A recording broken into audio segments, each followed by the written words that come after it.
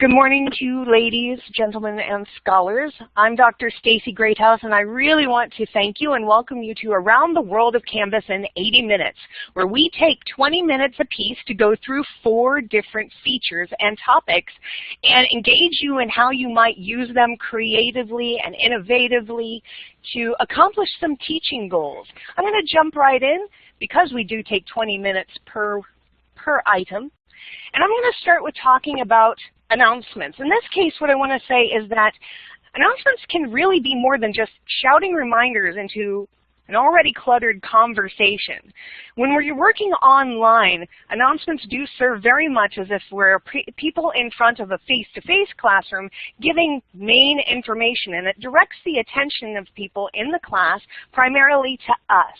But if we're trying to create more of a community online, we can actually open up this kind of basic idea of what an announcement can do and make it something that can be instructor-to-student engagement, student-to-student engagement, even student-to-content engagement.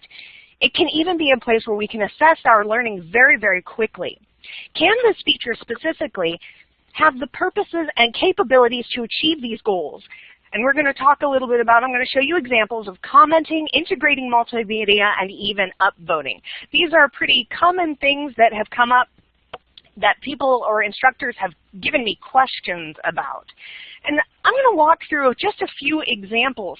Now, the examples that we have here are not exhaustive. And if you come and you speak with an instructional designer, we will definitely talk about your needs and your hopes and possibly be able to pull in the announcements features specifically for what you want to talk about. I'm going to start with the example of April asks our essential questions. When we put together a course and we split things up by a module or a unit, what usually happens is that instructors take it on themselves to launch the entire focus of that unit. But what happens if we take an announcement, and because it is so prevalent and upfront in a class, we hand over that guiding area into a place where students can pose their most important questions. And so what we do here is we allow a student to have the week's trajectory and focus. They're given possibly a list of essential questions they can choose from, maybe what they want to discuss, or they can submit a wild card for an instructor's approval. And so that's going to be your instructor role, where you're going to clarify the questions and the expectations of what you want from a student. And then you're going to set the permissions in the announcements area, and all you are going to do is be an announcer of the key players' perspectives. This also means that when a student is selected for the essential questions, you post the contribution with absolutely no alteration to the submission. So errors and all, it becomes a direct quote. This really is now a space where personality comes through, and you see an empowerment as much as give an instantaneous assessment of, are they getting an idea of what the actual content is supposed to be focusing on? We benefit then from learner-to-content interaction and then learner-to-learner interactions. Learners in the space get to decide the starting points, so they have agency and choice. Let me show you the features that are actually at play here. In this particular example, we've got April, who has, the instructor asked for what is the question. But the instructor also asked for, when you put the questions, what do you think is going to be a really strong response to your question? Again, now they are put in an instructor's role, and we are creating even empathy. So with that, the comments that this student wants to see is how the observations are in the books and relating to one another. But this student went so far as to then offer their own example as a model. And then there's some information here that cues the learners and the students that there's the contribution of the student, and then after it would be more clarification if an instructor needs to add it. So this is what I did for setting up the permissions. When the student actually submitted the items, if I needed to as the instructor, I could via email or the inbox actually say, okay, can you clarify this, maybe some of the wording, whatever your expectations are, but then you take that person's verbatim stuff and paste it in here. To engage a conversation, and this conversation is going to replace the discussion board, We can also put it as a delay posting if you wanted to vet some questions and have it ready to launch. Maybe if your week goes from Sunday to Saturday, where you've gotten the question for the next week from the student, you can delay the post. In this case, we just did a launch at the time we got the question. But what becomes important is to allow the users to comment, because that's what the student who set the questions is expecting. This is going to be, as an announcement, one of the first things your students see coming through, so they're going to start the conversation ASAP. As the instructor, you have to give them the ability to do that. You can decide if you want users to post before they see the conversation, and that's something I would set in the directions just to see how much control you may want to have. Also with the essential questions, if you want the conversation, you do still have the control over whether or not you want even the student to say, no, I want you to post and then we'll have the conversation. What I like here is allowing the liking, and this is also what's known as upvoting. If there are essential questions that are put into this area, as weeks go on and different students post their questions, they can actually say, with an upvote, they may have liked one question more than another, and this could help you with building a test. What it can also do is help students say, you know, my peer gave a really strong response and I want to upvote that. You can also, if you want to, sort by the likes, and that can actually come retroactively where you do want to see in return to a previous question saying, this was a great model. As we move forward, you may want to try something like that.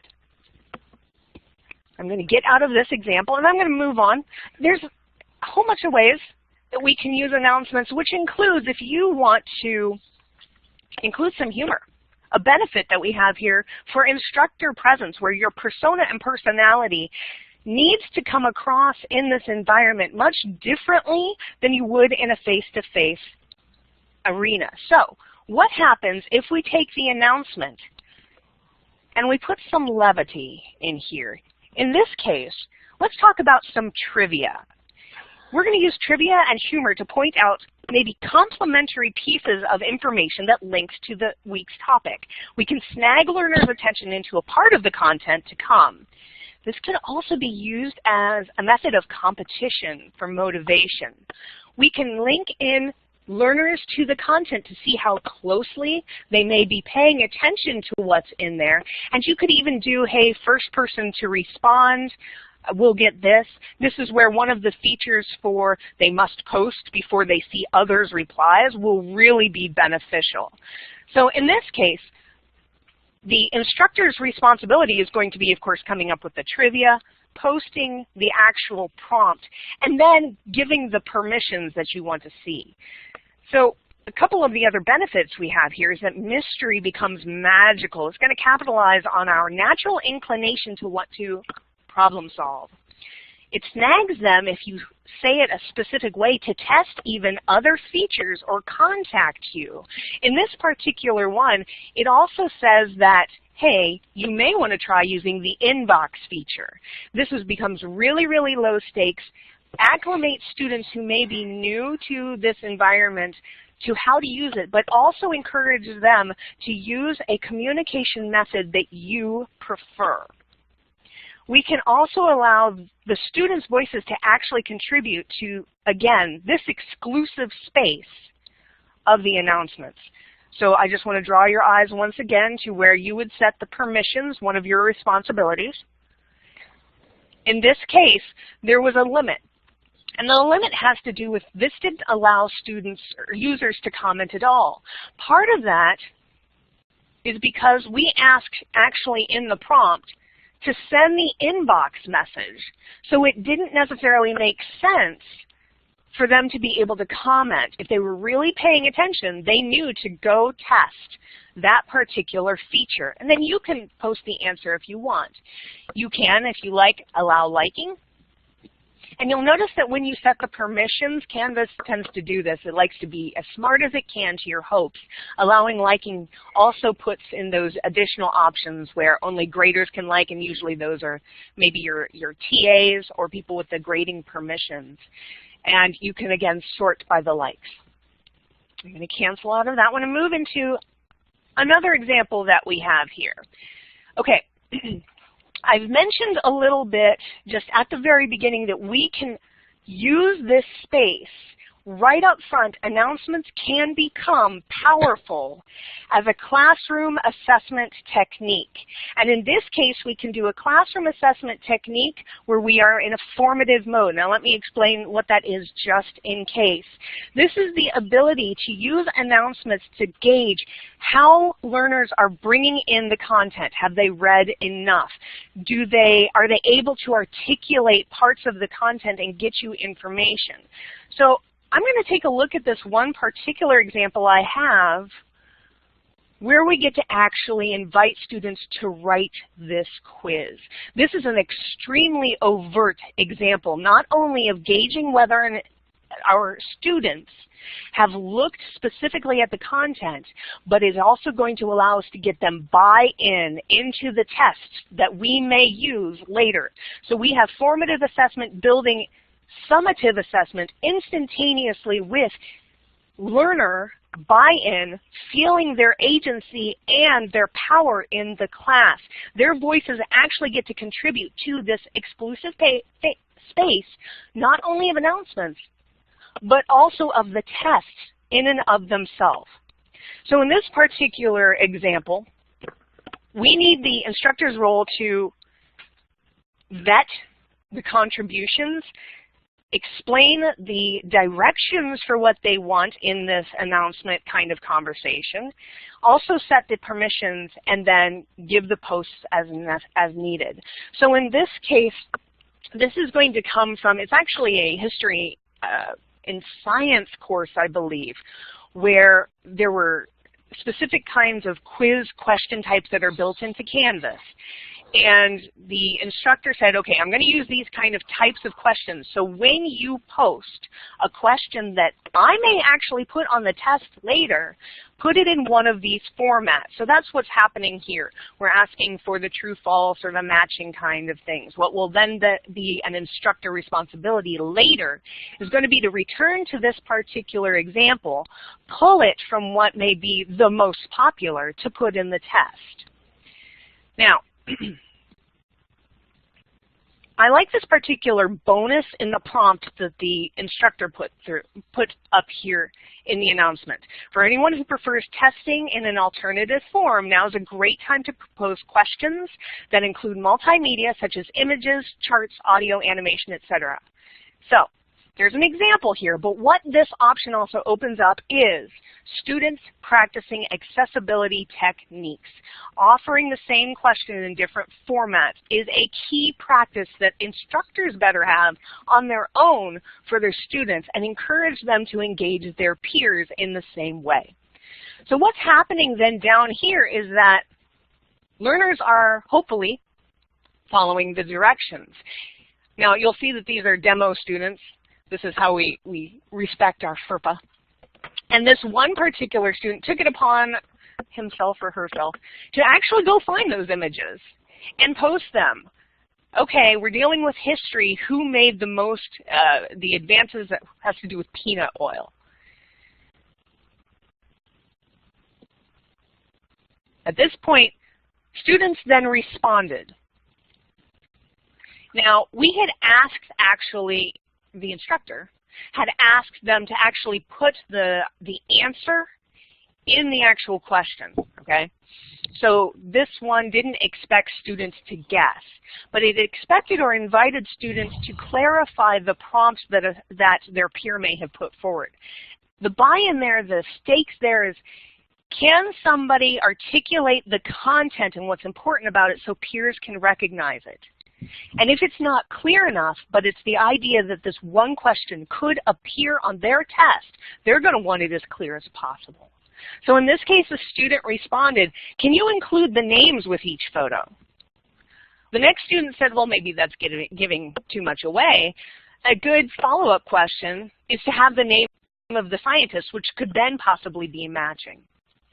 So another student offered a true-false question. And it was really straightforward with the answer included as the directions had asked. But what I want you to see as well here is this particular post used the likes. This apparently was a pretty good feature for them, pretty good question that they may want to include. So I like to walk in, repeat what your permissions are, what's used here. We're allowing users to comment. In this case, we didn't need our users to post before seeing the replies. And we allowed the liking. And this time we sorted by the likes, which made sense if the instructor needs to go back and pull the questions that are the most popular. One of the other things that happens in announcements that can be extremely helpful, this is a Canvas feature. If you're going to start reimagining what announcements can do for you and open up this space, this search feature is wonderful. So if you've got maybe lots of quizzes in your class and you're asking them to write different responses, maybe you do want to do a search for whatever actually has a particular word in it. Typing it will filter out the other announcements and you can instantaneously jump to it. So I suppose as I conclude this particular section, what I really want you to do is that consider again, the announcements do not have to be an exclusive space. They don't have to cut learners off from your personality, from the content, or from one another. It can replace, if you like, a discussion board format. It can privilege and put right up front where you want to direct learners' attention, and yet still allow students to have their voice really prominent. You can accomplish classroom assessment techniques of formative assessments. You have used a democratic kind of organization here, and you're re-enfranchising students into this place. It's also great for forcing students to re-enter a course, because as soon as you put things like multimedia in this, even though a student may be getting the information, we know that they're going to get, as long as they have their notification set up, information that an announcement has been posted in their class. What happens, though, is that multimedia is stripped, and they have to come back. So if you have a prompt that says, hey, you're writing quiz questions, some people may be putting multimedia in it, they're going to be compelled to return to your class. Consider all of the things that we just solved by this one thing of looking at announcements differently. Now I have a couple of minutes and I'll take some information if you've got it, some questions if you've got it, before our next topic comes up. The question, with announcements, do the students get emails every time someone posts something? So you're talking about a response. That is actually something that they can check and set in the notifications. Let me go back for you. So here I am in the example, and I'm taking a look under my account, notifications. What do I want to be notified of? Notification preferences. When we come down to announcements, announcements created by you. Now, what is not an individual thing to control is responses. I will tell you that in my experience, I have received notices that my students have responded. So I was just looking to see if in notifications maybe that was an individual thing that we could separate out from announcements. And I don't believe it is. Not from what I'm seeing. It doesn't appear to be.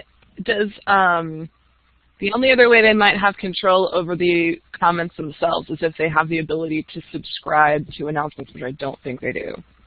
Yeah, I agree. So Laura, yes, getting announcements all the time. The other thing to consider with that is that the announcements, the notification preferences are global. So when you turn on your notifications for announcements, or when a student does, it gives them that level of notification for all announcements in all of their courses, which is one thing to keep in mind. And then also, I lost my train of thought for the other thing, but the timer also ran out anyway. So, yeah, if I remember what I was going to say, I'll type it in. Awesome. Thank you so much. I'm handing everything over right now. Now I'm just going to pull up the synopsis again of what we covered today. Now when we do these around the world of Canvas. We're really getting out answering why you would want to do something or how a feature can solve a common instructional problem and using standard features in different ways. Now we do have up to 80 minutes. I think there are just a couple of minutes left right now. So if there is anything in these 4 topics, we talked about announcements, filtering by sections using the gradebook and SpeedGrader, that addresses a teaching frustration you might have, or even from these features that you are inspired to use a different way, we'd love to hear it. Well, let me just then thank you for joining us for this Around the World of Canvas, our 80-minute excursions. We hope that you're able to take some stuff forward, see things that were used in a different way. Please call your instructional designers as you need to. And then, by all means, have a lovely day.